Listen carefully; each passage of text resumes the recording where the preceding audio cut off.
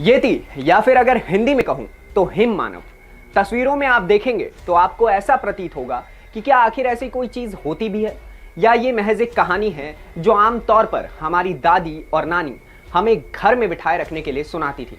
लेकिन ऐसा नहीं है। आज हम इसी कहानी के पीछे की हकीकत से आपको रूबरू करवाएंगे, जिससे आपको आखिरकार इतना तो जरूर पता लग जाएगा कि येती होते भी हैं या फिर नहीं, और अगर ये होते हैं तो इनका वजूद क्या है। इंसानों से शक्तिशाली होने के बावजूद भी इंसानों से क्यों दूर भागते हैं ये येती। हम ये सब कुछ आपको आज के इस वीडियो में बताएंगे। नमस्ते, मेरा नाम नितिश ठाकुर है और आप देख रहे हैं जनहित टाइम्स।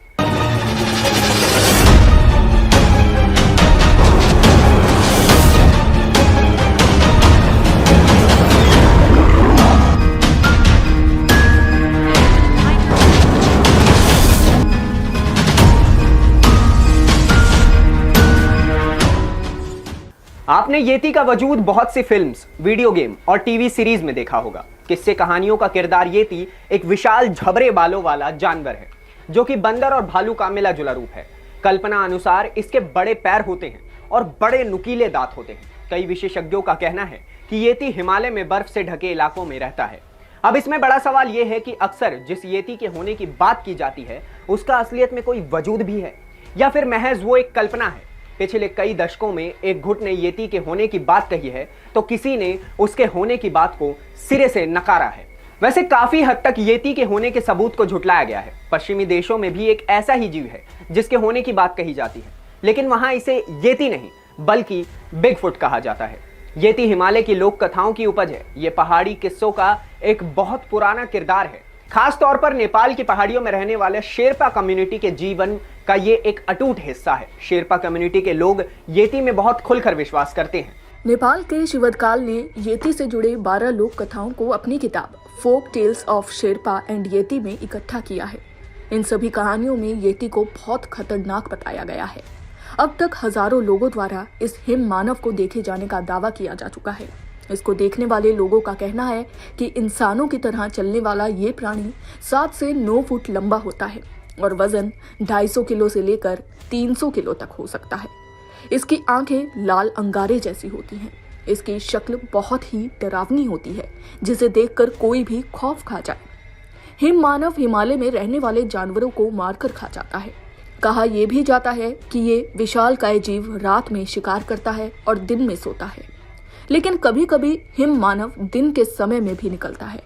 इसके बारे में जानने की लगातार कोशिश की जा रही है, लेकिन अभी भी येती इंसानों की नजर से कोसों दूर है।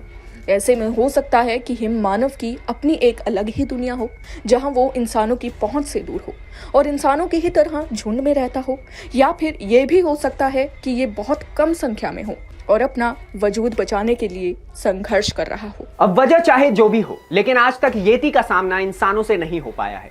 और ऐसा नहीं है कि इसका दावा नेपाल और भारत की पहाड़ी ही करते हैं, बल्कि पूरी दुनिया से इसके होने के दावे किए जाते हैं। और पूरी दुनिया से इस प्राणी को अलग अलग नाम भी मिले हैं। जैसे अमेरिकन हिम मानव को बिगफुट कहते हैं, नेपाल में येती कहा जाता है, ब्राजील में मपिंगुरे, ऑस्ट्रेलिया में योवेई और हांगकांग में साजारंग गीगी नाम से इसे जाना जाता है।